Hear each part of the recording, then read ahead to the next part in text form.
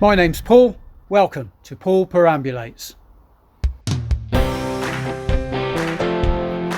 In this episode, I'm in the southwest of England, in West Somerset on Exmoor. My start point is the Weber's Post car park. Postcode TA24 8HY. Grid reference SS9030 4388. What 3 words? Maximum rain proclaimed. I take the Coleridge Way eastward as far as Brockwell, then turn back along the Macmillan Way west, passing through the highest point of the moor, Dunkery Beacon, and Great Rowbarrow as far as Alderman's Barrow in the west.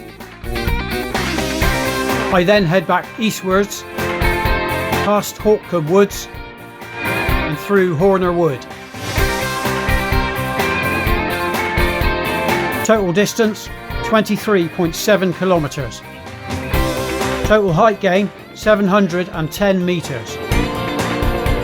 Total walking time 7 hours and 9 minutes.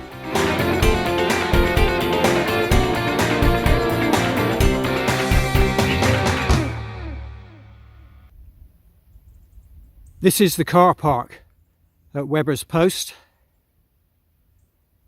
Great big car park, must be about 40 to 60 spaces in it. It's 8:30 AM on a November morning. It's virtually empty. I imagine it gets busy in the summer, but there is plenty of room. The car park is free, but you get this incredible view thrown in, and they ask for a voluntary donation for the National Trust, which I think is well worth it.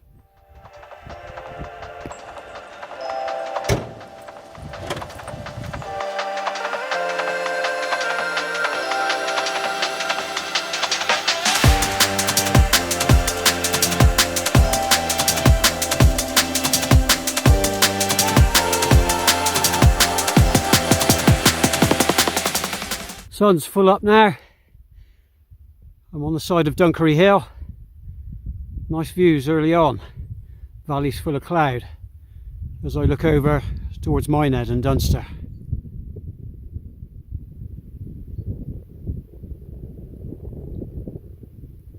I'm starting to notice already that this is a bit of a feature. Really excellent clear signposting and nice signs as well. The eastern end of my route brings me to this rather beautiful sunlit dell. Autumn, definitely the right time of year to come here with all the leaves on the ground. The colours are fantastic. You don't get much more autumnal than this. A classic toadstool. If only there was a gnome sitting on the top.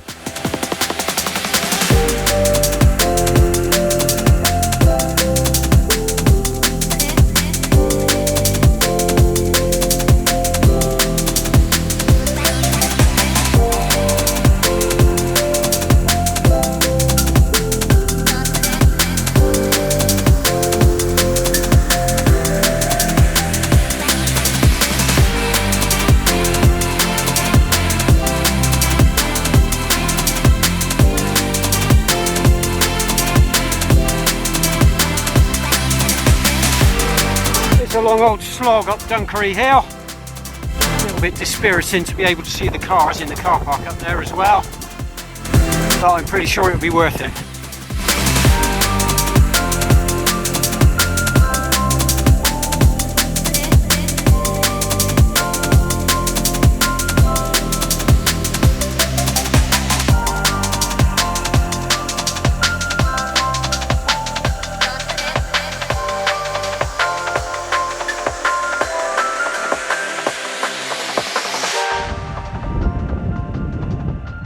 It is exceptionally windy here at the top of Dunkery Beacon, so I'm hoping this audio comes out okay. We've got a trig point here with a nice compass plate on the top, giving the distance to all points.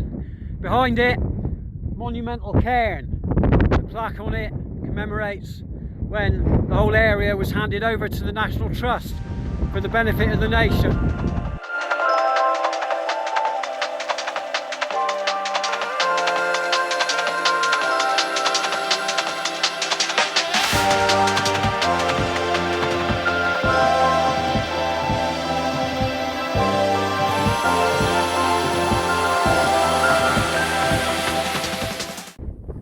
Heading past Little Rowbarrow now, and coming round past that, thought we might be able to see Great Rowbarrow. Just past Little Rowbarrow, nice view back up the path to Dunkery Beacon.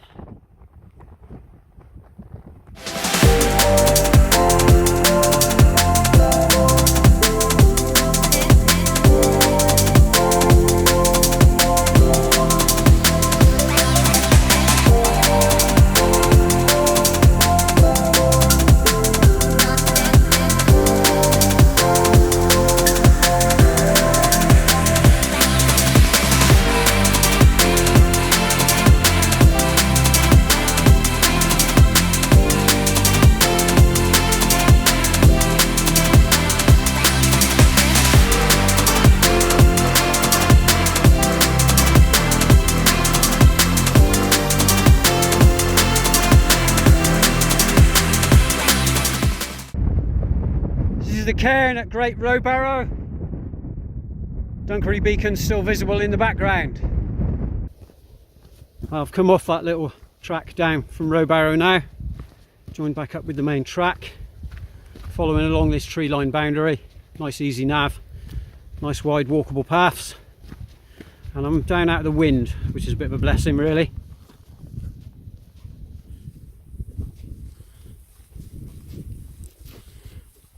I was wondering if this fellow was going to make me go round, but he's not. He's kindly vacated the path for me. Thank you. Thought I might not see any ponies today, but lo and behold, here they are. I'm at the westernmost point of my route now, standing on Alderman's Barrow, yet another Iron Age burial site, and I'll be turning back westwards, heading back towards the car now. This part of the route has me walking along a road, which I don't normally do, because basically I don't trust drivers. However, it's a pretty quiet road. I haven't seen any cars at all since I got on it. The map says there's a decent path either side of it, and the map is right about that, so I think it's safe. The way back across is fairly nondescript, but what you do get is a pretty good view of the highest parts of Exmoor, Dunkery Beacon, visible there.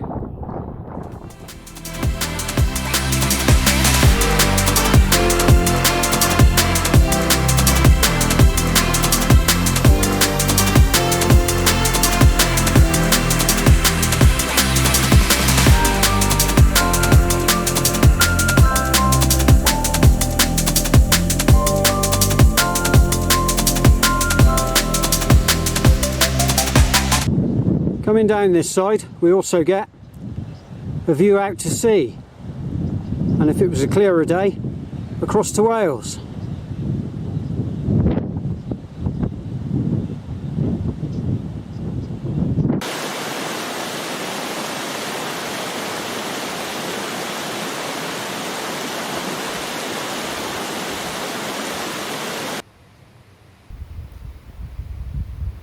You can't read the sign particularly well, but at the time I'm here, November 2022, we've got an ash dieback situation in the area, as we have in so many areas of the country. So this path is closed. So that's an unwelcome diversion near the end of the walk.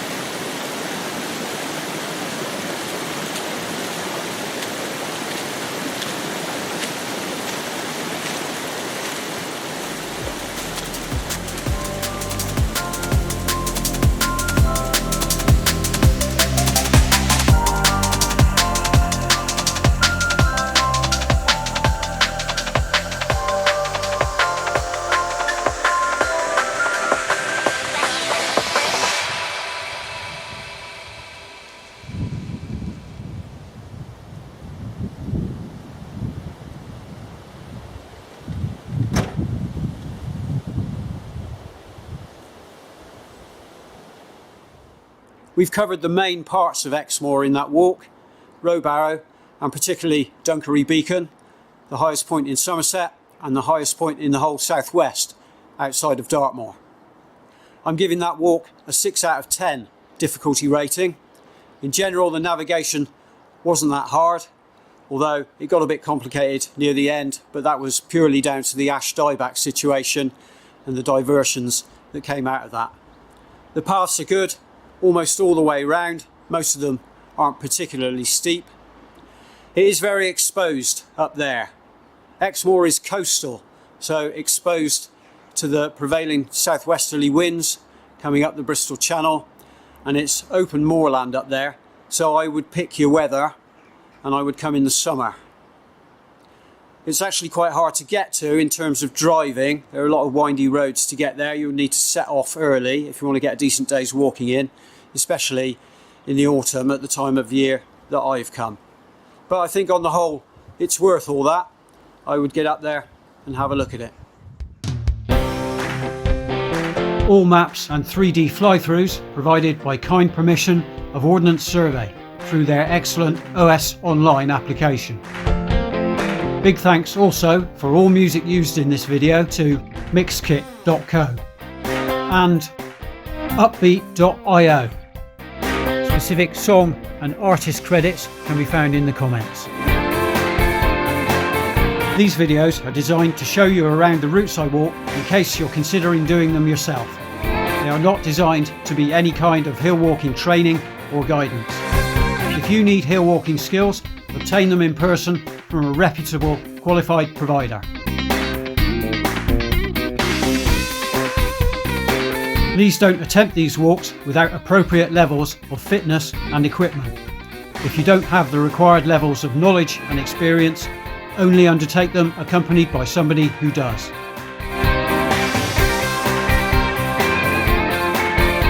You can find out more about me and my background and experience at my website paulperambulates.co.uk.